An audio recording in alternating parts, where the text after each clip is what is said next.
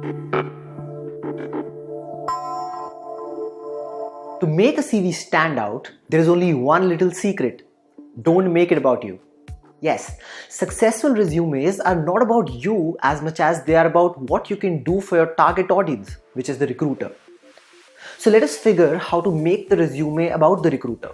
We begin by understanding the folks within a company who are going to review your CV. The first audience for you to consider is not even human. It is called ATS, or an applicant tracking system.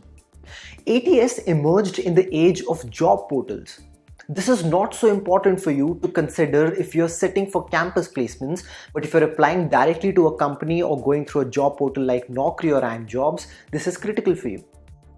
There are a few basic principles to navigate on ATS effectively. Avoid weird formatting that could confuse the ATS, like special characters, emojis, etc. Include keywords that are relevant for your job. For example, if a recruiter is hiring for a B2B sales position out of 400 resumes, their first step will probably be a search for B2B sales. This will isolate candidates that have done the exact job before. Anyone that doesn't have that exact term in the resume is out of luck. Now, the best way to figure out which skills and keywords to include is by analyzing the job descriptions and putting them in your CV. Now, while it is important to do that, you need to ensure that you're leveraging good judgment and common sense.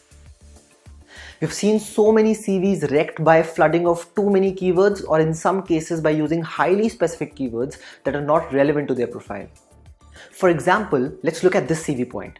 Created messaging for consumer forward proposition to increase the value perception for India's most loved brand Maggi. Now, while a lot of marketing terms have been used here, some core marketing terms have been missed here, like brand communication. Also, a technical term like increased value perception can simply be called premiumization. It is quite improbable that the ATS would be set up to search for such complex terms like value perception. And hence, this CV point is much better when you reframe like this. Delivered 20% growth through a new brand communication to premiumize Maggi amongst the core segment of youth. Now, the next audience for you to consider is the HR team that is responsible for the final shortlisting of CVs. It is critical to make an impact in that limited duration. Let's hear from the HR at Nestle on how should working professionals make their CV to clear the stage. It is practically impossible for us as recruiters to go through each and every profile in detail. As much as I would have loved to spend time on each resume, I don't think I give more than 10 seconds to each profile. So for lateral hires, relevant experience holds the most important or is the most critical element that I'm concerned with as a recruiter, right? So for example, if I'm hiring for say a brand manager, right? You've got some experience as a brand manager in your current organization and you've got some sales experience as well. That is what I'm most concerned with, rather than the kind of positions you've held in your campuses, etc. While that can be a good element to talk about, keep the section very brief and put it towards the end. Because most critical element for me right now, when you have become an experienced resource, is what are the different kind of experiences you've had, right? So you should always lead with that. So assume that the HR has shortlisted your CV. What happens next? Yes, it's time for the CV to move into the hands of the interviewers. A recruitment process might involve a number of interviews, but there is no question who's going to take the final set of interviews. And that's going to be someone from the business or the technical side. Someone who can potentially be your boss or boss's boss.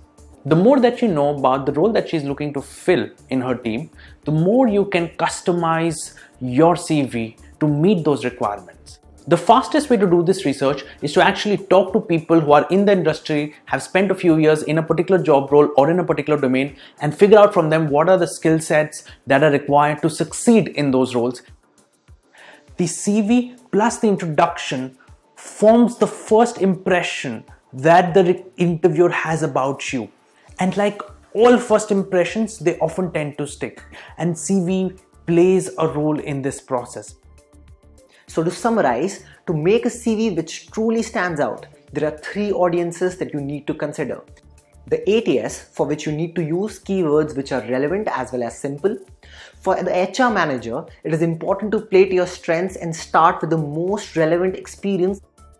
And for the interview with the future boss, the simple requirement is to make the CV keeping in mind the competencies that they're really looking for.